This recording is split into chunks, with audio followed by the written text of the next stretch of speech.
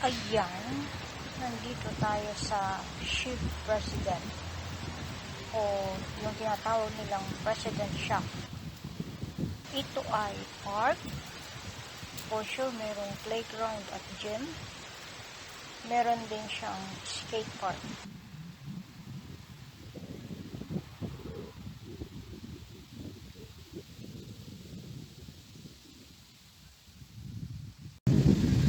Ang tower na yan ay itinayo noong 1933. Ito ay isang uri ng brace tower na may taas na 42.5 meters. Di ko na nakuhanan yung buong paligid. Pagkakita ni Kulit sa playground, takbo agad. Ayan. Ipaglaro muna natin siya.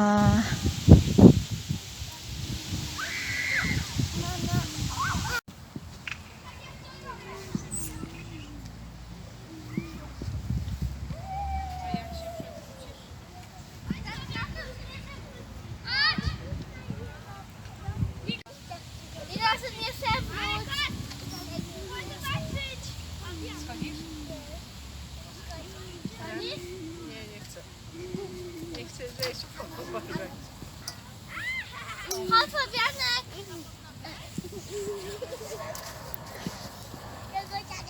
Trzymaj się. Chodź na ustawkę, nikogo nie ma. Ja mogę tu. To teraz już będzie ciężko. Ja tu. Where is your ball?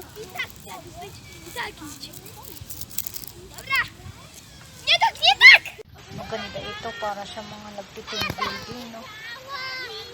Alala ko tuloy yung mga team building activities. Hindi lang pang bata, pati sa matatanda na isip bata. Pati sa matatanda.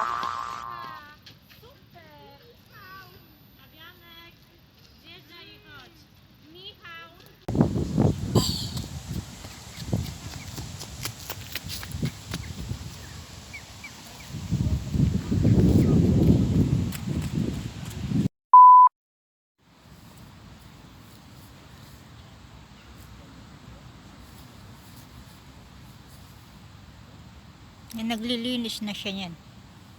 Pinupulot niya yung mga dumi, tapos nilalagay sa basurahan.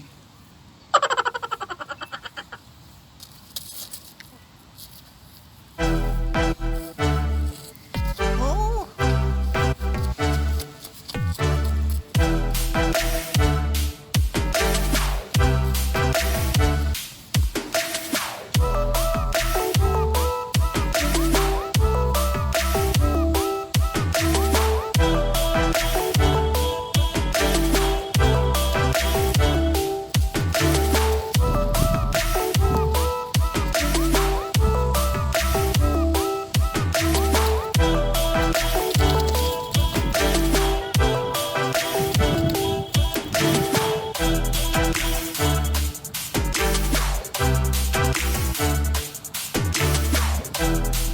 A few moments later.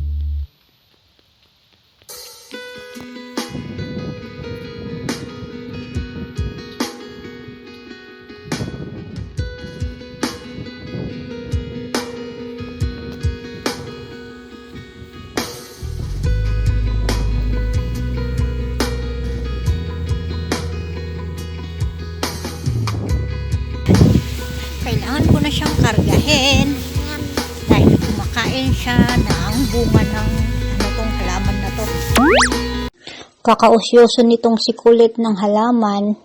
Ayan, nakita ko na lang kinakain yung bunga.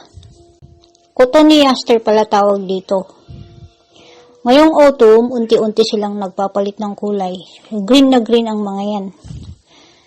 Yan naman ang attraction ng halaman na to, yung pagpapalit ng kulay ng dahon at bunga nila.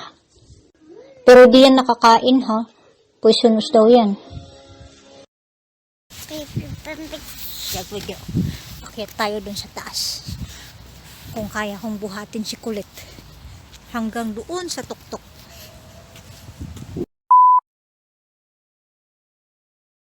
Gusto kong umakyat sa taas pero ang kinakatakot ko itong si kulit. Ang likot-likot. Humahawak ako sa handrail, nakikihawak, baka mabitawan ko. Feeling ko lulusot siya dyan. Matakot. Hehehe. Natawa ka pa dyan. Hiningal ako. Malamig pero hiningal ako. Di ko alam kung pang ilang palapag na kami. Pero di ko pala kayang iakyat sa taas. Ang bigat niya. Ang nakakatakot din.